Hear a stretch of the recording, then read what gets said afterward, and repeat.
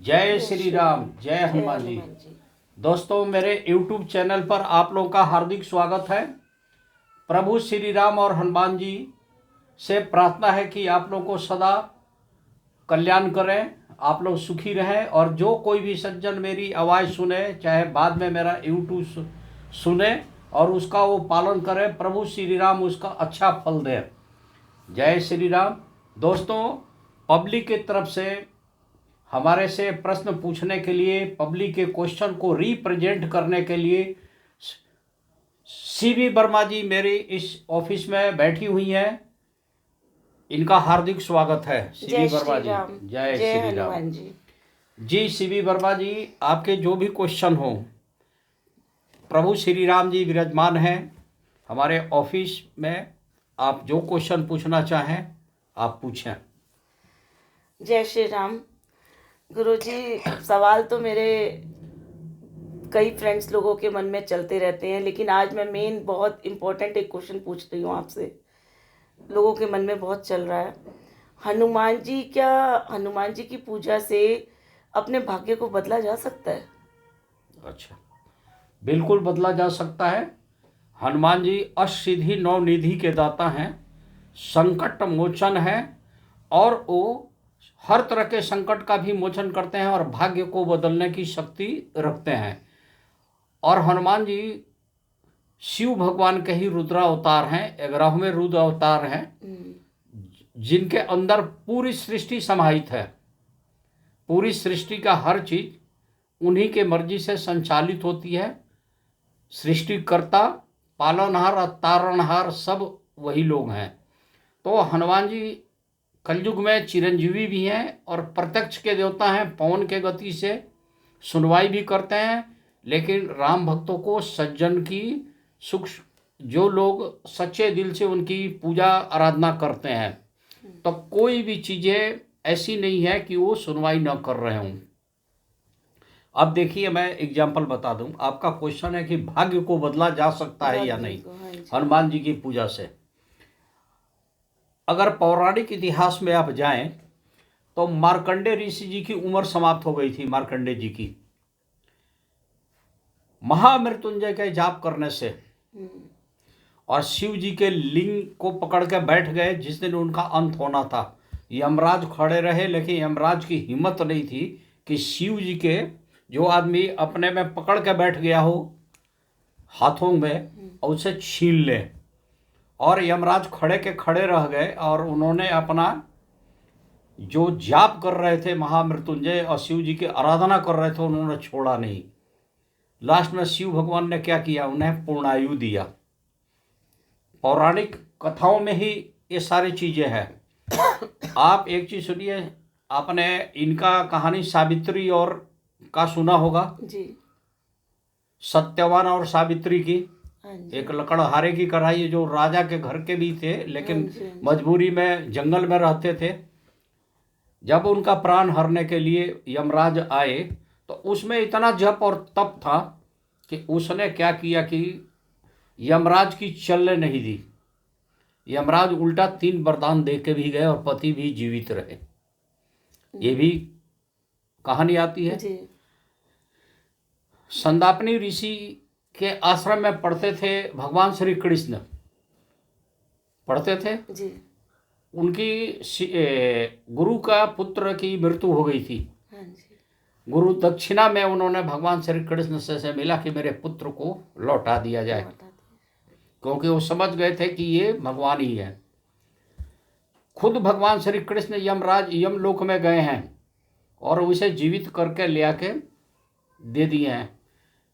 तो विधि के विधान को बदलने की अगर किसी में ताकत है तो कुछ खास देवताओं में है।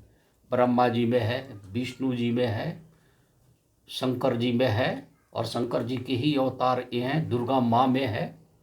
तो विधि के विधान को देखिए, यही जो पंच देवता हैं, इनमें सारी शक्तियाँ समाहित हैं। विधि के विधान को भी ये लोग बदल देते हैं। भगवान श्री कृष्ण ने एक बार नहीं, अनेकों बार ऐसे चमत्कार किए हैं जिससे मरे हुए आदमी भी समझो कि जीवित हो गए हैं। राम जी के अवतार में ही हनुमान जी ने अति मूर्छित अवस्था में थे, मृत्यु निश्चित थी, तो संजीवनी बूटी लाने का काम कौन किया? हनुमान जी ने ही तो किया। जीवित हुए ना, लक्ष्मण जी जीवित हुए। तो इस तरह की कई प्रमाण है। तो किसी भी भक्त को बहुत महासंकट हो तो फिर भी वो आराधना करें, लेकिन एक दिक्कत कहाँ आती है? दुख में सुमिरन सब करे, सुख में करे ना कोई। एक बार जो सुख में सुमिरन करे तो दुख काहे को होए। मेरा सिर्फ यही कहना है कि आप अपने ऊर्जा को इतना स्वचालित रखें, इतना आपकी प्रैक्टिस हो, इतना आपकी भक्ति भावना सच्चे मन से रहे कि आपकी एक पुकार में भगवान जी का आसन डोल जाए। और जो प्रभु श्री राम के भक्त होते हैं, सज्जन लोग होते हैं, संत लोग होते हैं, साधु महात्मा ऋषि, उन सब की सुनवाई हनुमान जी करते हैं।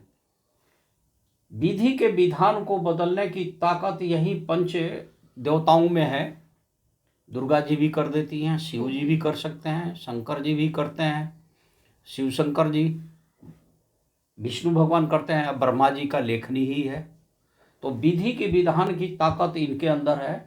कई बार हम ज्योतिषाचार्य क्या देखते हैं कि किसी के कुंडली में महादारिद्र्य योग है, यानी ये जिंदगी भर महादारिद्र्य रहेगा, लेकिन बहुत बारीकी से बहुत गहन अध्ययन जब करते हैं तो उसी कुंडली में एक रास्ता निकल जाता है कि इसे ये उपाय कराया जाए तो इसका महादारिद्र्य योग समाप्त हो जाएगा। ये आदमी धनी भी बन सकता है, सुखी भी हो सकता है। उम्र कट रही है, पूर्ण मार्केश की अवस्था आ रही है, हम देख रहे हैं, मन में डाउट आती है कि शायद इसका बचना मुश्किल है, लेकिन हम एस्ट्रोलॉजर जन्म कुंडली को पूरी ढंग से विवेचना करते हैं, चेक करते हैं, माने फुल एनालिसिस, और रास्ता निकालते हैं कि इसको बचाना हो तो कौन सी ऊर्जा को बढ़ाई जाए, कौन सी ऊर्जा को घटाई जाए, कौन सी देवता की कौन सी पूजा कराई जाए कि इसकी उम्र बढ़ जाए, ये बच जाए। कई बार कुंडली में बांझ योग है, माने उसको संतान ही नहीं होगा, फिर भी हम लोग उसकी उपाय कराते हैं और सफल भी होते हैं। शास्त्रों में बहुत ज़्यादा अच्छी वर्णन दी गई है। तो इस तरह से अब भगवान श्री कृष्ण ने कई बार ऐसे ऐसे चमत्कार किए हैं कि उन्हें युग पुरुष भी बोला गया है। उन्होंने करके प्रूफ किया है कि ये काम करिए, आपका लाभ मिलेगा। तो मेरा ये कहना है कि निराश होकर बैठना कि हमारे भाग्य में तो खोट है, मैं तो जिंदगी भर कंगाल रहा।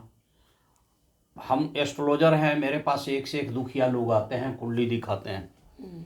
किसी किसी के कुंडली में मैडम ऐसा योग है कि ना तो ये नौकरी कर सकता है, ना ये बिजनेस कर सकता है जी। माना कहते हैं ना कि कर्महीन खेती करे, बैल मरे या सूखा पड़े। फिर भी हम लोग उपाय बताते हैं जी। उसके उपाय बताते हैं, उसके उपाय लग भी जाते हैं और वो कामयाब बनता है। हाँ जी। तो ये सब शास्त्रों में विधि के विधान को चेंज करने के लिए परम शक्ति की सहायता की जरूरत पड़ेगी, इसलिए भगवान के शरण में तो जाना ही पड़ेगा। आप एक चीज बताइए, एस्ट्रोलॉजर तो बहुत सारे लोग हैं, एस्ट्रोलॉजर हम भी हैं जी। हमारे पास कुंडली दिखाने वालों की भीड़ लगी रहती है। हाँ जी। ये हमारा प्रोफेशन है। औरों के पास, सबके पास ऐसा नहीं है, कुछ लोगों के पास है, सबके पास नहीं है। हाँ। देखिए मैडम, एक बार क्या हुआ था कि कृष्ण भगवान के एक बहुत फास्ट मित्र सुदामा जी का कहानी आपने सुनी होगी।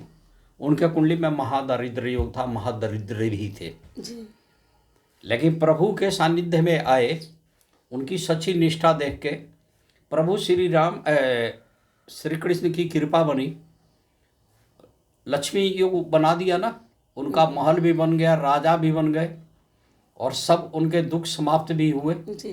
तो एग्जाम्पल है, हम अगर विधि विधान के साथ करें। इसीलिए देखिए, हम लोग हनुमान जी की पूजा करते हैं तो बोलते हैं मनोजवा मारु तुल्यम बेगम जितेंद्रिय बुद्धिमता वरिष्ठम वातात्मंजम वानर यूथ मुख्यम श्री राम दूतम शरणम प्रपद्ये।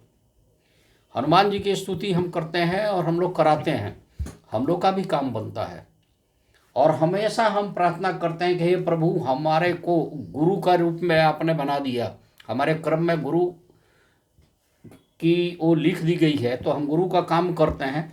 तो मेरे हाथ से कोई भी आ जाए, जो भक्तगण श्रद्धालुगण मेरे से कुंडली दिखाए, उनका कल्याण करना, उनको लाभ मिले। और भगवान की देखिए कि 90%, 93%, 94% तक मेरा हर महीने स्कोर ऊपर नीचे होता रहता है जी। और मैं सफल हो जाता हूँ।